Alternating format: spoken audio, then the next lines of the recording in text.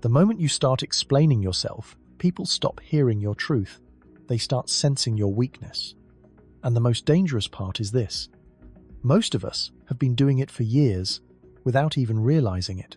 Stop for 1 second before you open your mouth to explain yourself, because there is a price people pay for years without seeing it clearly. The moment you start over-explaining, you are not just trying to clear up the facts.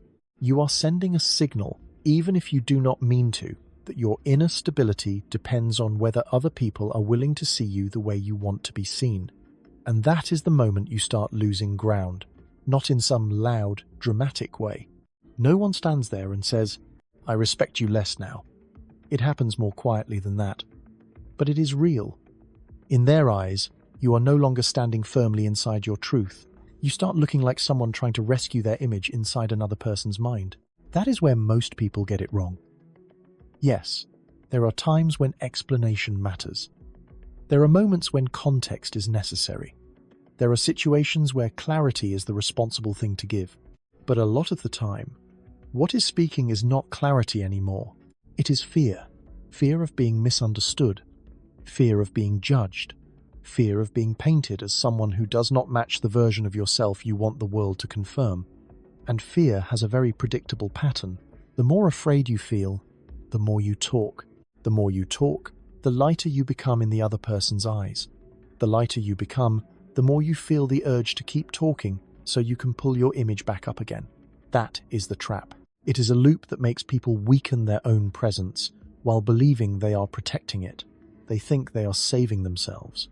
In reality, they are slowly leaking power through every extra sentence. This video is not here to teach you to be cold. It is not here to turn you into someone emotionally shut down or fake detached. And it is definitely not here to tell you that silence is always the answer. This is about something deeper. It is about understanding why excessive explanation makes you lose weight in a room, why silence at the right moment can carry more force than 10 perfect arguments, and how to stop this pattern from the root instead of patching it with a few clever phrases. Because this is not just a communication issue. It is a self-worth issue, a nervous system issue, a presence issue. And once you see it clearly, you start noticing it everywhere. In arguments, in dating, at work, in family conversations. In those moments when one little sentence from someone else suddenly makes you feel like you need to explain your whole soul just to get back to neutral. If you have ever felt like the more you explain, the less people seem to respect you, type 1" the comments. Just a 1. Because maybe what you have been missing is not better wording. Maybe what you have been missing is the ability to stop placing your worth in other people's hands. And that is where this really begins. Do you know why the urge to explain can feel so strong? It is not because you are weak. It is not because you have no backbone. And it is not because there is something fundamentally broken about you. A lot of the time, it is just an old emotional program your brain learned very early. Think back to childhood. When an adult said you did something wrong, what did you do? You explained yourself. That wasn't me. I didn't mean to. They started it. I was going to fix it. Back then, explanation was not just words. It was a survival strategy. It helped you avoid punishment. It helped you avoid anger. It helped you avoid being seen as the problem, the disappointment, the difficult child, the one who messed everything up. In other words, explaining became linked to safety, and the brain learns that lesson fast. It starts storing a simple equation. If someone sees me the wrong way, I need to fix it immediately. If someone blames me, I need to explain. If someone is upset, I need to repair their perception of me so I can feel safe again. The problem is, you may have outgrown the environment, but the reflex often stays. So now, years later, when someone says something that touches your image, your nervous system does not treat it like a normal human disagreement. It treats it like danger. It treats it like emotional exposure. It throws you into the old script. Hurry up, explain, clear it up, fix the misunderstanding. Do not let them think that about you. That is why so many intelligent, capable adults suddenly start talking too much the second they feel challenged. From the outside, it looks like over-talking, but underneath it, there is often a very old fear. If I do not repair the way this person sees me, I will not be okay. That is the part almost nobody says out loud. A lot of people think they are being responsible when they over-explain. They think they are being mature. They think they are being fair, thorough, respectful, transparent. But beneath all those noble labels is sometimes something much more vulnerable. They are asking for emotional permission. Permission to still be okay. Permission to still be seen as good. Permission to still belong. And the moment you see that, something shifts. You stop shaming yourself for the reflex. You stop turning it into proof that you are weak. You start understanding it for what it really is.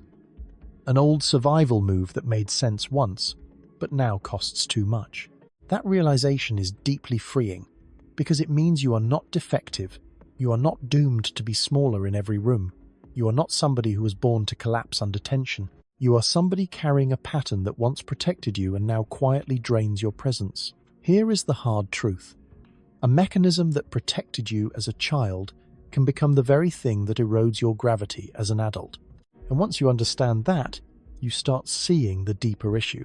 The question is no longer whether you have enough logic, enough reasons, enough facts, or enough proof. The real question becomes this: what are people actually feeling from you while you are talking? Because that changes everything. A lot of people still believe this. If I explain clearly enough, thoroughly enough, and logically enough, the other person will understand. Sometimes that is true, but very often, real life does not work that way. Because people do not receive you through words alone. They receive you through energy first, through tone, through pace, through tension, through whether your body says, "I know who I am," or "Please don't think badly of me." People hear your sentences, but they also feel your breathing. They hear your argument, but they also sense your urgency. They listen to your explanation, but they also feel how badly you need them to buy it. That is why two people can say almost the exact same thing and create two completely different impressions. One person speaks briefly, calmly, and with space in their voice. The room feels it immediately. This person is grounded. The other person talks fast, stacks reason on top of reason, adds too much backstory, fills every pause, rushes to close every possible gap before the other person can misunderstand anything. People may not consciously say it out loud, but they feel it. This person is scrambling, and that feeling matters more than most people think. Imagine a moment at work. Someone says, "This was your fault." If you instantly launch into a long defense, people are not only hearing your explanation, they are also watching your relationship to the accusation. They see your need to remove the label as quickly as possible. They feel your panic around what it might mean if the label sticks. But if you pause for one beat and say, "I understand why it looks that way, but that's not the full picture," the entire energy changes. Same situation, same goal, different state. One response sounds like someone begging to be understood. The other sounds like someone standing inside their truth. That difference is everything. And here is one of the most valuable lines in this entire video. A lot of the time, you do not lose respect because you were wrong. You lose respect because you reveal how badly you need other people to confirm that you are still okay. That is where the power shifts. Because most people are not only responding to facts, they are responding to your relationship with the facts. Are you stable inside them? Are you panicking? Are you trying to outrun the discomfort of being seen imperfectly? Or can you stay anchored even while the room feels tense? That is why over-explaining almost always backfires. You think you are adding clarity, but what people often feel is over-concern. Over-concern about image. Over-concern about being judged. Over-concern about how the moment is landing. And over-concern reads as fragility. Not always. Not in every case. But often enough that it changes the room. If you have ever felt yourself getting smaller while talking more, type 1 in the comments, because the second you see this pattern clearly, you are already halfway out of it. But this is where the real shift begins. If rushed explanation makes you lose ground, then what happens when you stop trying to fix everything immediately? That is where silence starts becoming power. Most people are deeply uncomfortable with silence.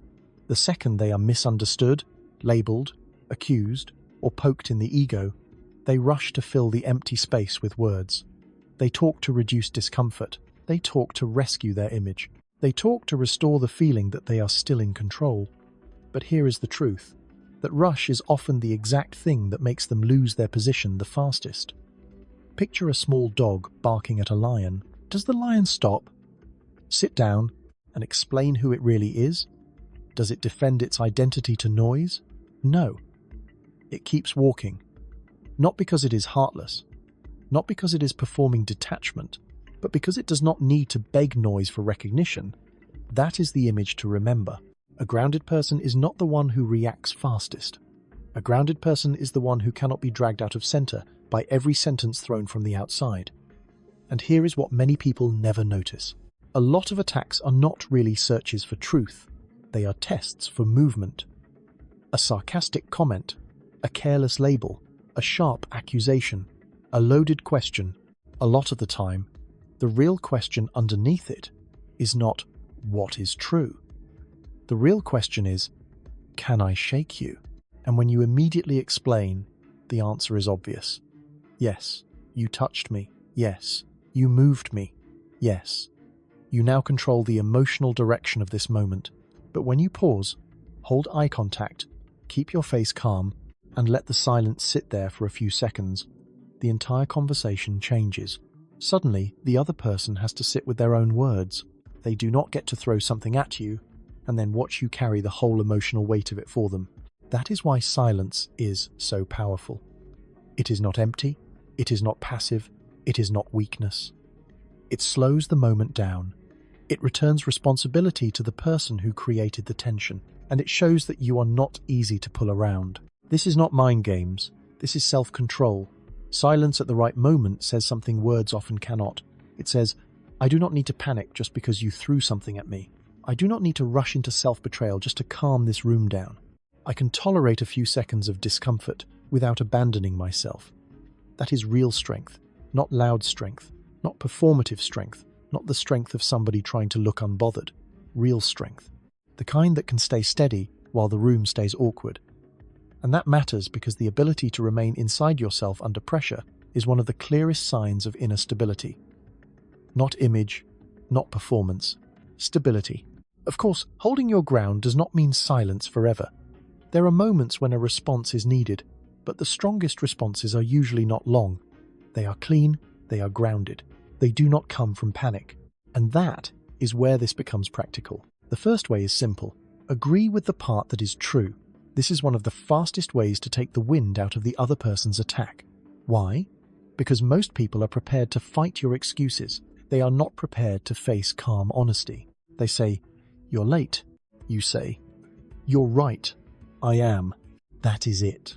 No long story, no traffic excuse, no alarm clock explanation, no emotional cleanup operation, no desperate attempt to prove you are still a good person. Just the truth. Clean. Simple. Unashamed. And that works because it shows something powerful. You do not turn every mistake into a trial about your worth. You are able to admit a fact without collapsing into shame. And when you are not scared of the truth, people lose one of their easiest ways to push you into a weaker position. The second way is to ask a clarifying question. When someone throws a loaded statement at you, do not jump straight into defending your identity. Slow it down. Pull it back to specifics.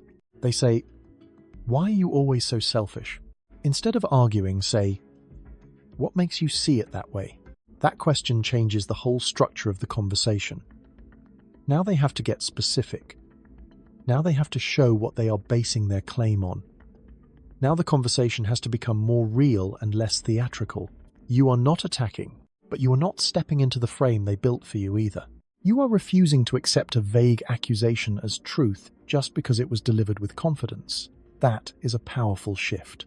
The third way is a light response with a steady tone. Not every comment deserves a full, serious answer. Sometimes the strongest move is a short line, a slight smile, and an energy that says your words did not land the way you wanted them to. They say, you're arrogant. You say, I prefer confident, or I'll schedule humility for tomorrow. Use the right way. This is powerful because you do not shrink and you do not explode. You stay loose. You stay composed. You show that you are comfortable enough with yourself not to turn every jab into a crisis. That matters, because the opposite of defensiveness is not aggression, it is groundedness. These three responses are not about manipulating people, they are about not letting your old reflex manipulate you. So here is your challenge over the next 24 hours. Pick one of these, just one response you will actually practice the next time you feel the urge to defend your whole existence. And if you want to start building a stronger, steadier presence, type 1" the comments. But even these tools are not the deepest level, because there is still one more reason why the exact same sentence can slide right off one person and hit another person like a knife. And that is where purple ears comes in. Imagine somebody walks up to you, looks completely serious, and says, "You have purple ears." What would you do? You would probably laugh, or stare at them in confusion, or think they were ridiculous. But you would not spend 10 minutes passionately defending your ears. You would not build a case. You would not feel the need to prove anything. Why? Because inside you, there is nothing for that statement to stick to. So why do other comments hit instantly? Why does something inside you flare up when somebody calls you selfish, incompetent, too sensitive, needy, lazy, dramatic, difficult, or not good enough? Not necessarily because they are right, but because somewhere inside you, those words touched a place that is still tender, a place that has not been fully understood, a place that has not been fully accepted, a place that has not been fully healed, a place where part of you is still afraid the accusation might be true. That is the deeper reason defensiveness can feel so intense. You are not only reacting to what they said, you are reacting to the old wound their words brushed against. And once you understand that, you stop making every reaction about the other person. You start asking a more honest question. What in me is still raw enough to get hooked by that? That question changes everything. Because the highest form of freedom here is not memorizing a few sharp lines. It is doing the inner work that makes fewer things stick to you in the first place. When you become honest enough to face the less flattering parts of yourself without collapsing, other people's words lose power. When you know you have flaws, blind spots, insecurity, immaturity in some areas, growing edges in others, but you no longer turn those things into proof that you are worthless, criticism stops cutting the same way. It becomes information, maybe true, maybe false, maybe useful, maybe irrelevant, but no longer a final verdict on your value. That is what creates a very different kind of person. A person who is hard to manipulate, not because they are flawless, not because they are cold, not because they always win, but because they have sat with their own truth long enough that they do not need to run from it anymore. And that creates a kind of magnetism that is very different from loud confidence. It is quieter than that, heavier than that, cleaner than that. It is the magnetism of someone who is at peace enough with themselves that they do not need every room to approve of them. Someone who does not secretly ask other people to regulate their emotions for them. Someone whose presence feels lighter to be around because they are not constantly trying to control how they are being perceived. Once you reach that point, this stops being a trick. It stops being a tactic. It stops being a communication hack. It becomes a new way of existing. And that is what makes the final step matter. For the next 7 days, try one simple experiment. Every single time you feel the urge to explain yourself, pause for one beat. Just one. Take one slow breath. Feel your body before you follow the old script. Notice the tension. Notice the urge. Notice the panic that wants to rush in and fix the moment. And then choose one of two things. Either say nothing or say the shortest true version of what needs to be said without dragging a whole chain of reasons behind it. Yes, I was late. That was my decision. I understand why you see it that way. Maybe, or sometimes, nothing at all. At first, this will feel uncomfortable. Your mind will scream that they are misunderstanding you. It will tell you this is dangerous. It will tell you that if you do not correct it immediately, the other person will walk away with the wrong image and everything will get worse. Let that voice be there. Just do not obey it instantly. Because every time you interrupt the old reflex, you are teaching your nervous system something powerful. Being misunderstood for a moment does not erase your worth. Someone disagreeing with you does not turn you into a bad person, and discomfort is not always an emergency that needs to be solved with words. That is the real work. You are learning to stop abandoning yourself. And that is the real point of this whole video. Not to make other people shut up, not to dominate every conflict, not to become emotionally hard, but to stop betraying yourself every time someone questions you, doubts you, criticizes you, or sees you wrong for a moment. A lot of people do not lose themselves in dramatic disasters. They lose themselves in tiny, repeated moments. Moments where they keep leaving their own center just to buy a few seconds of external relief. Moments where they keep trading self-trust for approval. Moments where they keep explaining, softening, shrinking, and handing their power away in little pieces. That is how self-betrayal usually happens. Quietly, repeatedly, almost invisibly. But the kind of person the world is starving for is different. Not the loudest person in the room, not the sharpest talker, not the most intimidating presence. The world needs more people who can stay inside themselves while tension rises. People who can sit in the heat of misunderstanding without melting. People who know who they are, so they do not need to chase down every wrong opinion. People who do not collapse just because someone, somewhere, sees them unfairly. And the best part is this person is not born. This person is built. One moment of not over-explaining. One moment of not panicking. One moment of not handing yourself over to the courtroom inside somebody else's head. One moment of staying still long enough to feel your own weight come back.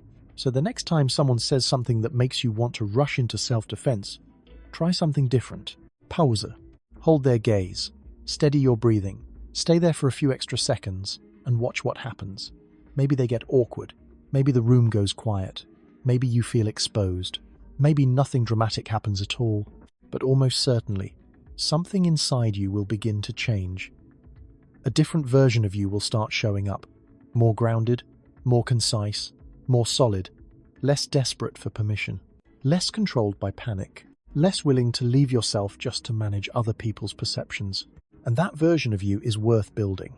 Because once you stop needing to explain your humanity every time somebody misunderstands you, you become harder to shake, harder to manipulate, and much harder to reduce. If this video hits something real inside you, then maybe now you understand why you needed to hear it. And if you want to keep building a version of yourself that is stronger without being louder, deeper without being harder, and steadier without becoming cold, subscribe to the channel, because there is a lot more ahead. And piece by piece, we are going to break these patterns open together, so you do not just understand other people better, you finally stop betraying yourself.